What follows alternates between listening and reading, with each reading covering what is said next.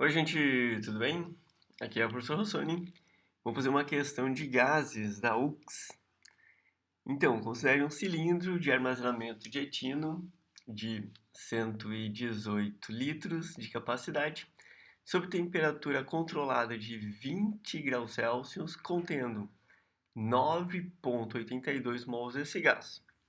A válvula é aberta, deixando escapar o etino até que a pressão do cilindro seja reduzida para 1,5 atm.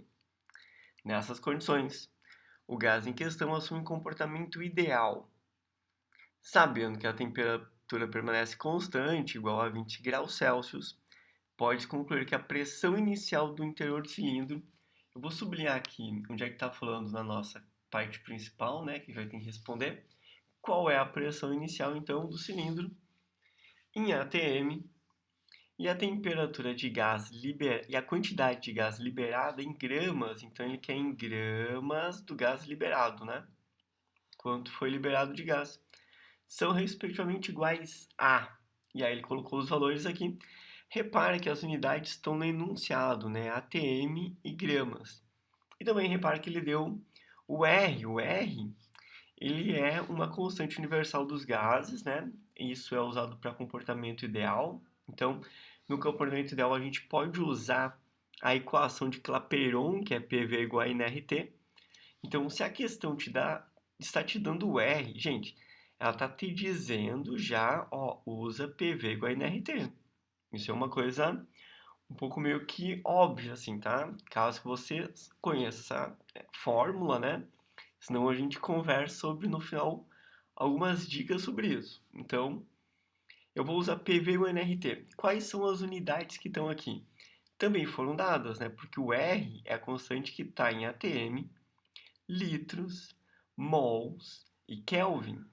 Então tu já sabe as quatro unidades que deve usar aqui. Eu acho que é uma dica muito lógica, né?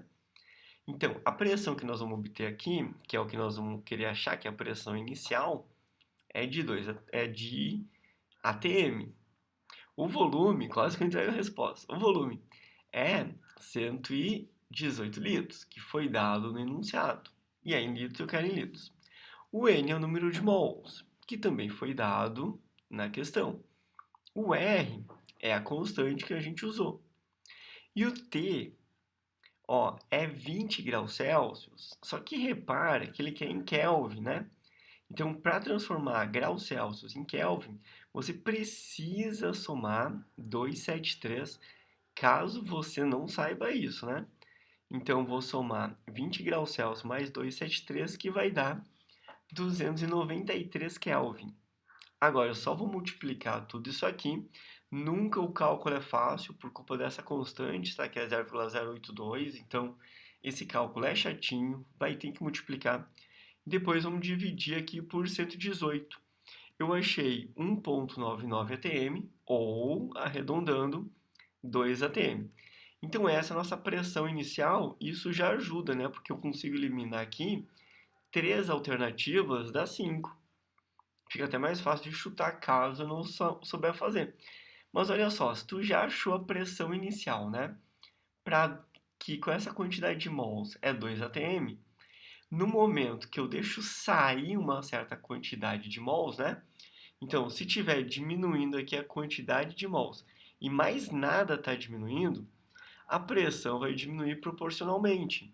Então, se a pressão passou a ser 1,5 atm dentro do cilindro, a quantidade de mol que fica ali dentro ainda, eu consigo fazer uma regra de 3. Eu só multipliquei, né, 9,82 vezes 1,5 e dividi por 2, que deu 7,365 mols que ficou dentro do cilindro. Só que ele quer o que saiu, né? Então, eu vou fazer o inicial menos o que ficou ali dentro. Então, saiu 2,455 mols do cilindro. Se isso saiu, eu vou achar a quantidade em gramas, né? Ele não quer em mols, né, de etina, ele quer em gramas. Então, eu só tenho que saber passar, né, mols para gramas. Eu acho que isso é a parte fácil da questão. O etino, para quem não sabe, né, et é dois carbonos, ino é ligação tripla. O carbono só faz quatro ligações, então aqui ele está ligado com dois hidrogênios. Então, essa é a fórmula do etino, que eu posso escrever assim. Como o carbono é 12, 12 vezes 2 dá 24, mais 2 hidrogênios, porque cada hidrogênio é 1, né? Então, 2 hidrogênios vai dar 26. Então, 1 mol de etino é 26 gramas. Portanto, se eu tiver 2,455 mols, vai ser X, que corresponde a 63,8 gramas. E por isso nossa resposta aqui vai ficar a letra C. Agora, deixa eu te dar uma dica muito importante, ó. Se você faltou um pouco de conteúdo em termos de mols, em termos de molécula, em termos, por exemplo, do PV igual a NRT, tem esse material aqui que vai ter as questões dos gases, justamente na ordem, junto com a aula que tu precisa para fazer essas questões. Então, tu vai clicar aqui, se você imprimir esse material, você vai simplesmente usar o teu celular para abrir o QR Code, mas não precisa imprimir, tu pode simplesmente ir clicando. A mesma coisa ocorre com cálculo estequiométrico, né? Que a UX adora cálculo estequiométrico, né? Quase sempre uma questão certa. Então vai ter uma videoaula, né, de estequiometria. Depois tu vai ter as questões relacionadas com a videoaula e tu vai clicando e assistindo. A mesma coisa com balanceamento, videoaula. Aí tu tenta fazer a questão. Se não consegue, tu vê a resolução da questão. A mesma coisa com massa molar e volume molar. Então nós vamos fazer isso com inorgânica. Tu sabe que a UX adora inorgânica, né? É sempre uma questão certa. Então tu vai assistir as aulas de óxido, você vai tentar fazer a questão de óxido, e aí no final desse material tem o gabarito. Caso você não acerte as questões, né, porque você pode tentar olhar aqui o gabarito, e no momento que você tem o gabarito, você vê, cara, eu tô acertando, tá tudo certo. Caso não acerte, todas as questões aqui vai ter a resolução. Então a gente preparou o material para você com a teoria, com os exercícios. Por exemplo, radioatividade não é visto em química no Rio Grande do Sul. Em outras provas também não cai. Isso é uma coisa específica da UX. Então você precisa assistir a videoaula e na sequência tentar fazer as 5 questões de radioatividade que já caíram na UX. Então, é isso que eu desejo para você. O nome desse material aqui, ele é Study Book, Química na UX.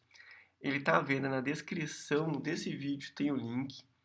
E tu vai me chamar assim que você comprar ele, que eu vou te dar toda a mentoria e todo o apoio possível para você gabaritar a prova da UX, beleza? Bom, gente, é isso aí.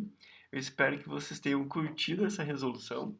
Eu acho que você merece um material organizado por aula, organizado por conteúdo, com as questões todas resolvidas, e é o que eu posso te ajudar para tu gabaritar essa prova da UX. Então, não esqueça de conferir aqui no link do vídeo, tá? Bons estudos, forte abraço, tchau!